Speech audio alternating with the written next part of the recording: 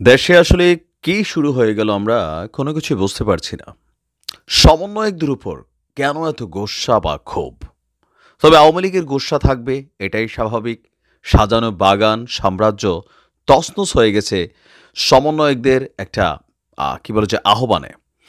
দর্শক, আজকে চট্টগ্রামের যাকে টাইগার বলে আমরা গত 6 মাস জানতাম, তার নাম হচ্ছে সমন্বয়ক তালাত মাহমুদ, সম্ভবত তালাত মাহমুদ রাফি। চেহারা দেখে নিশ্চয়ই চিনতে পারছেন। বাঘের মতন তিনি গর্জন দেন, কথা বলেন। ইভেন এই শেখ হাসিনা সরকারের পতনের পেছনে চট্টগ্রাম জোনে ব্যাপক ভূমিকা রেখেছেন এই তালাত মাহমুদ রাফি। কিন্তু দিন শেষে সম্ভবত যুবলীগ অথবা আওয়ামী লীগ অথবা ছাত্রলীগ, এই তিনো টিমের কোনো একজন তাকে প্রচণ্ড মেরেছে।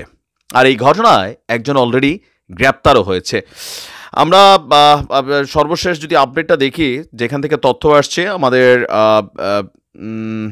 বৈষম্যবিরোধী ছাত্র আন্দোলনের নির্বাহী কমিটির সদস্য মোহাম্মদ রাসেল, তিনি ঢাকা পোস্টকে বলেছেন, গতকালকে রাউজান উপজেলা অডিটোরিয়ামে আমাদের প্রোগ্রামে আবদুল্লাহ আল হামিম নামক একজন এসে রাফির কাছে কিছু প্রশ্ন করেন।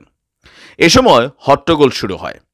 পরে হট্টগোল থেমে গেলে অনুষ্ঠান শান্তিপূর্ণভাবে শেষ হয়। এরপর হামিমকে থানায় নিয়ে যায় কয়েকজন শিক্ষার্থী। পরে শুনেছি মামলা হয়েছে। তো তার বক্তব্য হচ্ছে, রাউজানে একসময় আওয়ামী লীগ নেতা এবং সাবেক সংসদ সদস্য ABM ফজলে করিম চৌধুরীর রাজত্ব ছিল। তার ক্যাডাররা ছদ্মবেশে অনুপ্রবেশ করে এই রাফির উপর যে হামলার অভিযোগ সেটা হয়তো আপনার ঘটিয়েছে। চট্টগ্রামের রাউজান উপজেলায় বৈষম্যবিরোধী ছাত্র আন্দোলনের সমন্বয়ক আপনার খান তালাত মাহমুদ রাফি এবং বৈষম্যবিরোধী ছাত্র আন্দোলনের নির্বাহী কমিটির সদস্য মোহাম্মদ রাসেল আহমেদের উপর হামলার অভিযোগে মামলাও হয়েছে। 21শে জানুয়ারি রাউজান থানা পুলিশ মামলাটিকে রেকর্ড করেছেন। মোহাম্মদ বিল্লাল নামক একজন বাদী হয়ে থানায় এজাহার জমা দেন। এরই পরিপ্রেক্ষিতে মামলাটিকে রুজু করা হয়। মামলায় আবদুল্লাহ আল হামিম নামক একজনকে গ্রেপ্তার দেখানো হয়েছে। ঘটনার বিষয়ে একাধিকবার জানতে খান তালাত মাহমুদ রাফিকে একাধিকবার ফোন করা হলেও তিনি ফোন রিসিভ করেননি। তবে রাসেলের বক্তব্য ছিল একটু ভিন্ন রকম। এখন আপনাদেরকে একটু ব্যাকগ্রাউন্ডে নিয়ে যাই। গেল কয়েকদিন আগে আমরা দেখেছিলাম চট্টগ্রামে এই কমিটি গঠনকে কেন্দ্র করে রাফি এবং রাসেল সহ আরেকটা গ্রুপের মধ্যে সেখানে উত্তেজনা তৈরি হয়েছিল, যেখানে হান্নান মাসুদ সেও গিয়েছিল এবং তাকেও সেখানে মেরেছে। যদিও এই মাইর খেয়া হান্নান মাসুদ তিনি কোনো রকম অভিযোগ করেননি, কোনো মামলা দায়ের করেননি। বিষয়টা তিনি নীরবেই হজম করেছেন। দুই কারণ হইতে পারে। এক হইতে পারে তিনি এত বড় একজন সমন্বয়ক নেতা, তিনি মাইর খেয়েছেন, বিষয়টা লুকাই রাখছেন, এটা মানসম্মানের বিষয়। অথবা ওই ঘটনায় যেখানে ডট গ্যাংকে কানেক্টেড করা হয়েছে, যে ছাত্রলীগের এক সময় তারা মানে সাবসেক্টর হিসেবে কাজ করছে, সম্ভবত এরা তাদেরই সদস্য। কারণ আমরা যে ফুটেজ দেখেছি, রাফির দিকে আঙ্গুল উঁচিয়ে একটা ছেলে যেইভাবে গেছে, সে তো ভাই বৈষম্যবিরোধী ছাত্র আন্দোলনের কেউ না কেউ। কারণ ছাত্রলীগ তো আর ওইখানে ঢুকতে পারে না, তাই না?